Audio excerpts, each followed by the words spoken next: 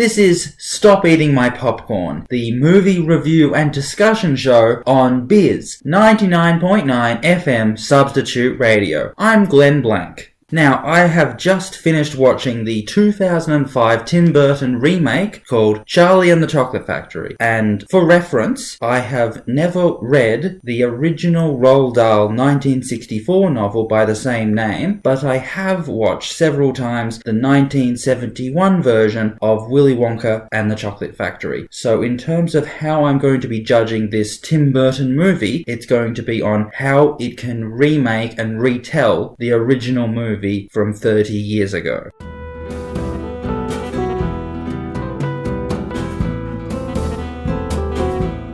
Overall, I would say that this movie is absolutely awful. The previous movie I watched in this Tim Burton movie marathon was Frankenweenie, and I thought that movie was pretty bad. But in comparison to this movie, Frankenweenie is a very, very good movie. Charlie and the Chocolate Factory is full of very bad acting, a very badly structured plot line, and revolting amounts of CGI that is an offense to the eyes and makes it very difficult to watch. I would say that the one redeeming feature of the movie is probably the acting of both the children and the parents as they're going through the tour. They tried their best to do an honest performance of the original characters as they'd been given. So I have to give them credit for trying their best to do a really good performance. All around, the actual factory and Willy Wonka is just revolting and garbage. So the fact that they were able to try their best to keep this movie on track is to their credit.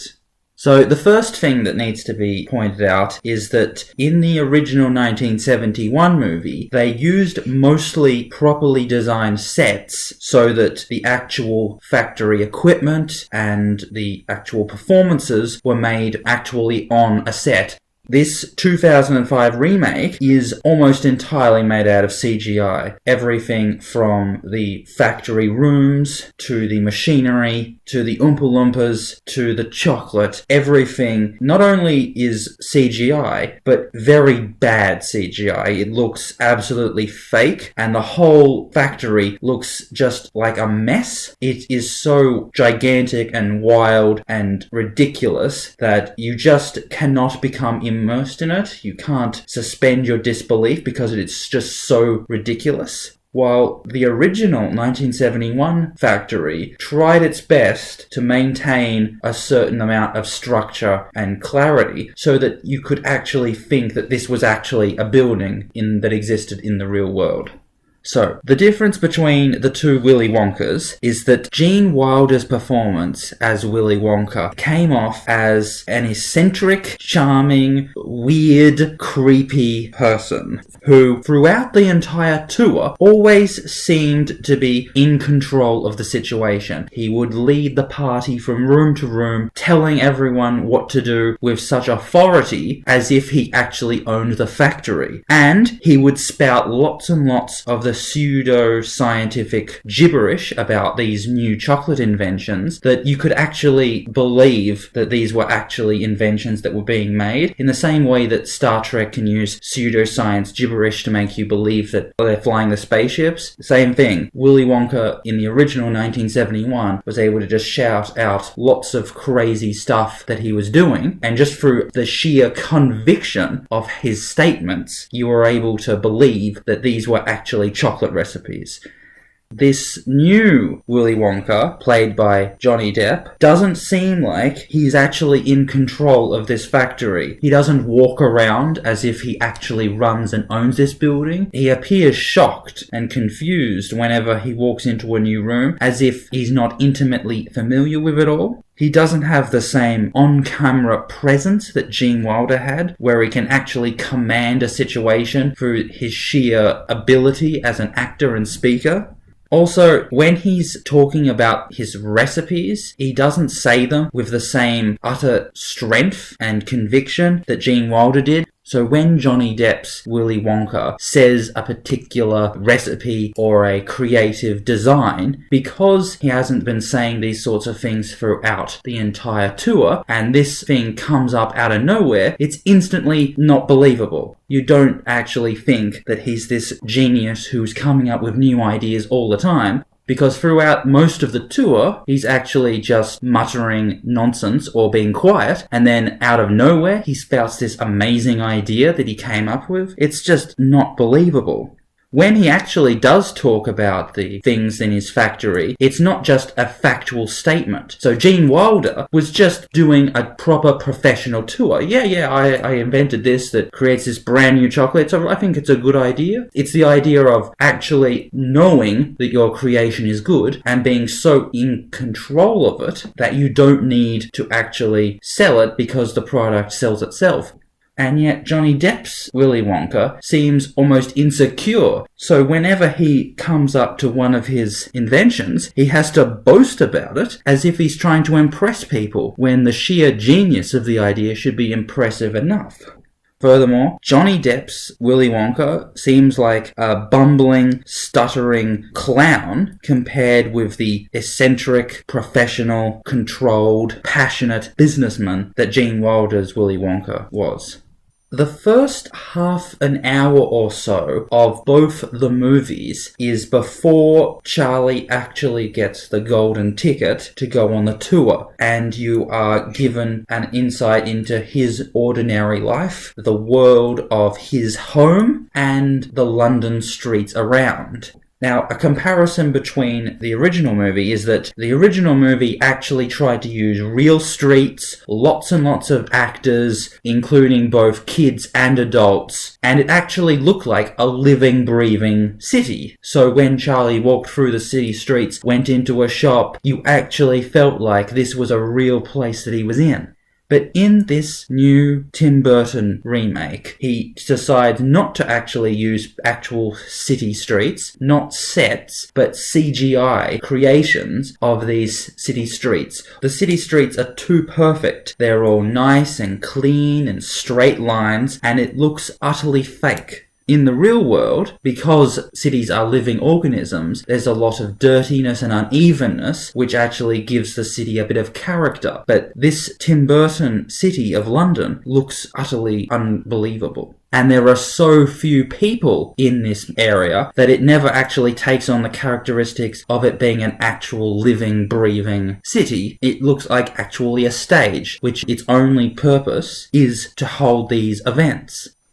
So, as they're going through the tour in the 1971 version, an attempt is made to make the actual technology and the machinery in some way within the magical world of Willy Wonka at least a functioning, logical system, so that it looks like it would actually be used for producing chocolate in a factory. And so when the kids misbehave, they actually fall into the traps by interfering with the actual machinery, and then they end up getting their comeuppance. Now, in the Tim Burton remake, the machinery that is being used to create the chocolate does not look anywhere near as functional, and in fact, in order for the kids to actually interfere with it, they almost seem to be doing the most logical thing with the technology as it's being presented. So in the original, it looked like they were actually interfering with the way that production was happening. But in this remake, it looks so clearly like a set piece. They have clearly designed this room and designed the technology, and the sets were designed clearly to allow the characters to misbehave in accordance with the script. So it looks unbelievable. You can see an event that's going to happen before it happens. It's so painfully obvious because of the way that the set has been designed.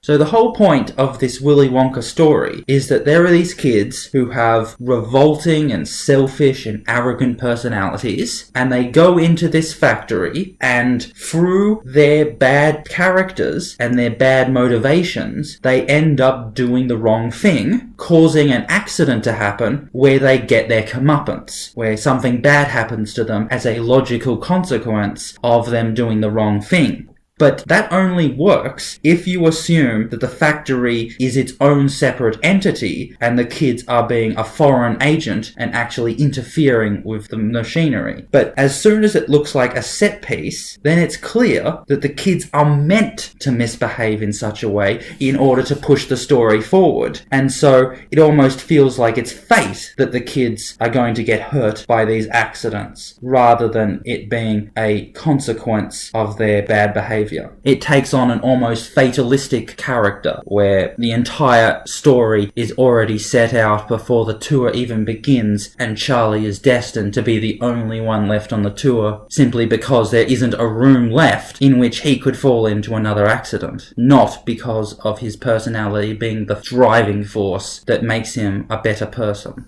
Following on from that, the whole charm of the original 1971 movie was that the kids fell into those accidents and you didn't know what really happened to them, because by the time they had left that room, we never spoke of them again. And so it is left up to your imagination whether or not they survived, or whether they repented, or whatever. But in this new Tim Burton movie, all 4 of the characters walk out of the factory front door and they haven't learnt a single thing. They are just as rotten and selfish and arrogant as when they came in. So straight away, the whole mysterious charm of the original is gone, and you're left with the assumption that those kids are permanently rotten and there's no experience in life that would stop them from being that. Which then goes to the question of why would they need to fall into those accidents in the first place? They didn't learn anything from it. They didn't get hurt. So those accidents were just there so that they could be humiliated before being sent home.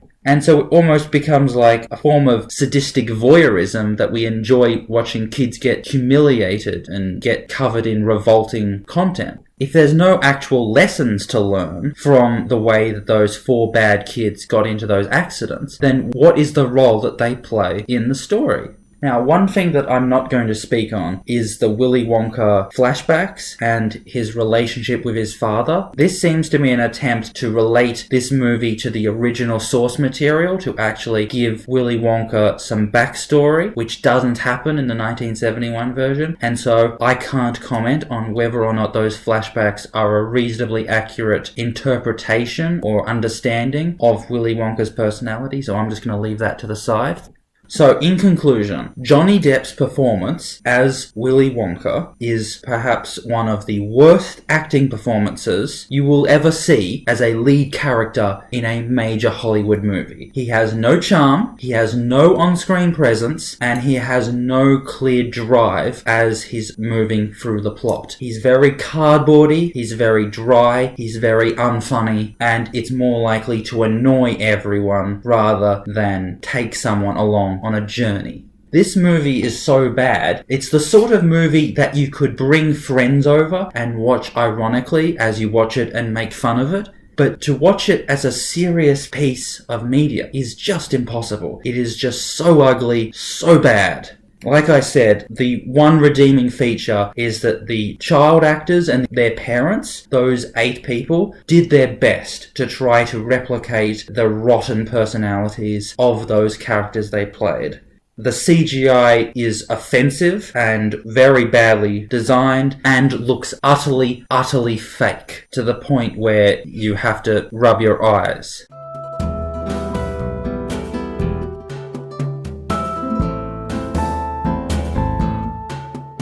So this has been Stop Eating My Popcorn, the movie review discussion show on Biz 99.9 FM Substitute Radio. I'm Glenn Blank. Until next time, take care, goodbye.